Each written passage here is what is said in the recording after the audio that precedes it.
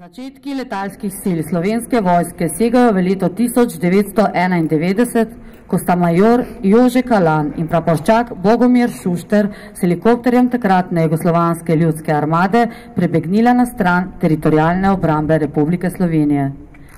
Pred mikrofon vabim slavnostnega govornika, ministra za obrambo Romana Jakiča. Najlepša hvala. Spoštovani namestnik načelnika generalštaba Slovenske vojske, spoštovane pripadnice, spoštovani pripadniki enot 15. polka vojaškega letalstva, spoštovana župana, gospe in gospodje, dragi sodelavke, dragi sodelavci, upokojenke in upokojenci. Vesel sem, da sem danes z vami ob dnevu slovenskega vojaškega letalstva. Vojska in letalstvo sta področji, na katerih je tehnični napredek zelo opazen. Hkrati je letalstvo področje, na katerem smo bili Slovenci vedno v stiku z najnaprednejšimi narodi, saj je bil prvi slovenski polet bratov Rusjan že leta 1909, se pravi le 6 let po prvem poletu z motornim letalom na svetu. Tudi danes je vaš polk enota, ki veliko prispeva k kakovostnemu šolanju novega kadra, poglabljanju znanja svojih pripadnikov in razvoju letalske stroke. V 153. letalsko-tehnični eskadrili tudi sami skrbite za vzdrževanje plovil, s čimer privarčujemo velika sredstva, ki bi jih sicer morali nameniti za upravljanje teh storitev zunaj naše ustanove. Še bolj varno letenje na slovenskem nebu pa bo v kratkem omogočal novi radar dolgega dosega na Ljubljanskem vrhu, ki bo kmalu v operativni uporabi. Na Ministrstvu za obrambo smo zadovoljni, da je šel prvi del preoblikovanja Slovenske vojske v pravo smer tudi v vojaškem letalstvu, saj sta svoje delovanje nadgradili z vidika racionalizacije štabnih procesov ter tako še povečali svojo učinkovitost. 15. polk vojaškega letalstva, ki združuje vse letalske enote Slovenske vojske, je pomembna komponenta naših obrambnih sil, saj so naloge, ki jih opravljate, izredno pomembne za nacionalno varnost. Sodelujete pa tudi v mednarodnih operacijah KFOR-a na Kosovu. Poleg tega prispevate neprecenljiv delež k uspešnosti slovenskega sistema zaščite, reševanja in pomoči, s čimer neposredno pomagate državljankam in državljanom, ki se znajdejo v veliki stiski. Naj zato naštejem nekaj podatkov, ki veliko povedo o tem, kaj ste v preteklem letu naredili v dobro naših ljudi.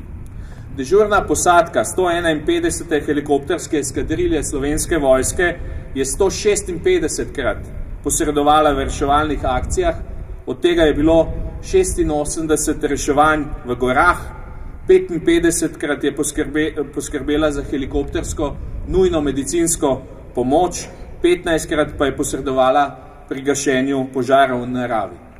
Pri tem ste prepeljali 145 poškodovanih ali obolelih in približno 20 ton opreme za prvo pomoč, na žarišča požarov pa ste odvrgli več kot 800 000 litrov vode.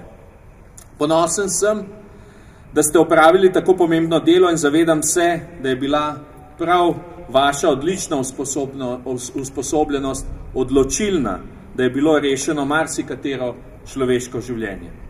Zato bi rad pohvalil tudi vsa prizadevanje, ki ga vlagate v skupno usposabljanje s prostovoljnimi in poklicnimi gasilskimi enotami na vašem območju ter lansko uspešno vajo letalo 2013, ki ste jo izvedli s poklicno gasilsko enoto v Krškem.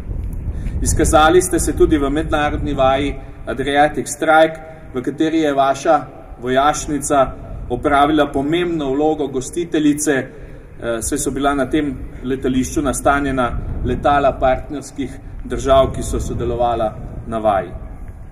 Na Ministrstvu za obrambo si prizadevamo, da bi zagotavljanje nadzora zračnega prostora našli najbolj ustrežne rešitve. Naslednji teden bom v letalski bazi madžarske vojske v Keškemetu z madžarskim ministrom za obrambo podpisal sporazum o sodelovanju na področju vojaškega letalstva in zračne obrambe.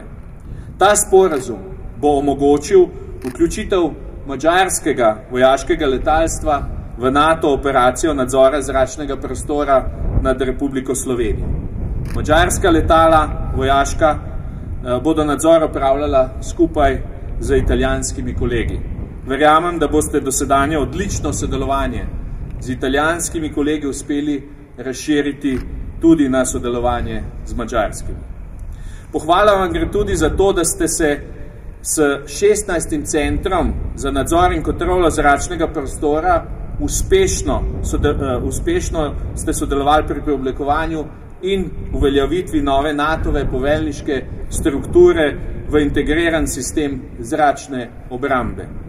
Obližajoči se 10. obletnici članstva Republike Slovenije v zvezi NATO bi rad poudaril, da je bil v aprilu 2004 ravno takratni 16.